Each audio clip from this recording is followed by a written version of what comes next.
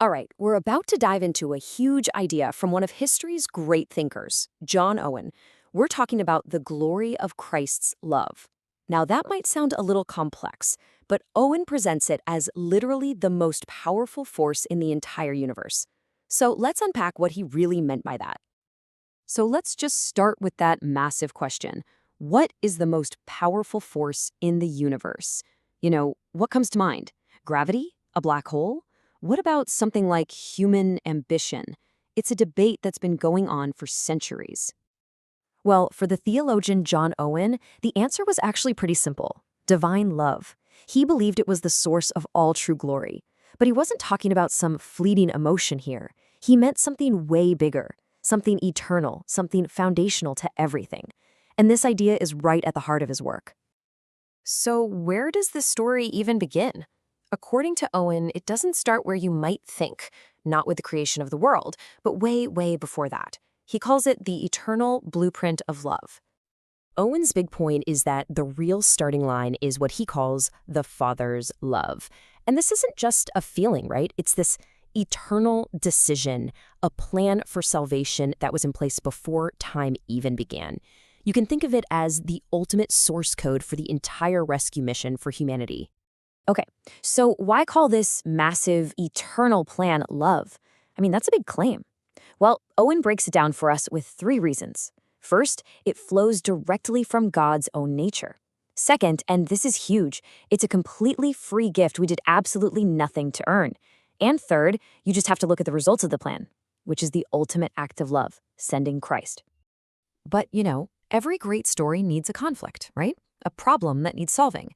And in this narrative, that conflict arrives in a big way, with a world suddenly plunged into crisis. And this really shows you what's at stake.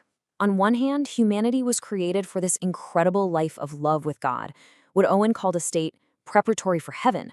But after the fall, boom, that relationship is shattered. It's replaced by separation, by misery. The contrast could not be more stark. But here's the absolute game changer in all of this. Even in this complete disaster, there was a glimmer of hope. Owen really hammers this point home. While humanity was absolutely miserable, the situation wasn't a lost cause. We were seen as capable of recovery. And that one single detail, it changes everything.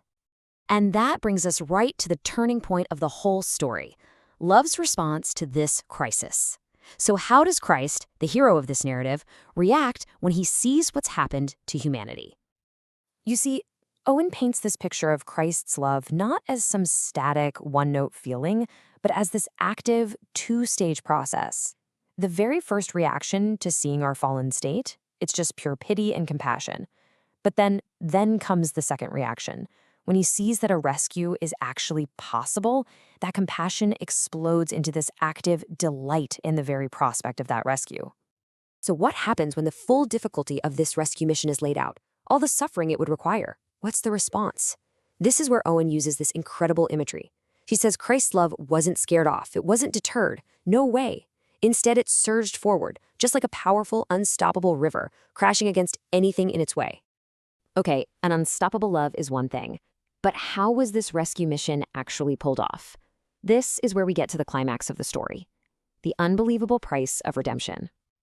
See, this wasn't some simple plan. It required the Son of God to do something unimaginable, to actually become one of us, to take on a human nature. He had to relieve our sufferings by going through them himself, ultimately paying the highest price you could possibly imagine to make that rescue a reality. Now, Owen makes a really careful distinction here, and it's pretty cool. Think of it like a master author writing an epic story. The decision to write the book, to create the world and the characters, that all happens outside the story's timeline, right? That's kind of like Christ's eternal divine nature. But then the actions of the main character inside the story, like laying down his life, that all happens in time. And that's like Christ's human nature. But here's the most important part. The real key to understanding all of this: even though you have these distinct acts, some eternal, some happening in real time, they all came from one single undivided person, Christ. It was all one unified expression of love.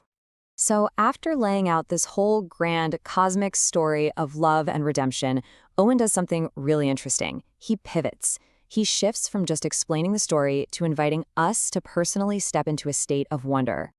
And Owen's point is this: just knowing all these theological details, that's not the goal. A real understanding of this love demands so much more than just intellectual agreement. The point isn't just to be informed, it's to be transformed by it. So, how do we actually do that? Well, Owen gives some surprisingly practical advice. First, he says you have to intentionally prepare your mind, clear out the clutter of daily life to make space for these heavenly things. Then he says we got to get specific. Avoid these vague general ideas about love and really meditate on the details. Who is this person who loves us? How exactly did he show it?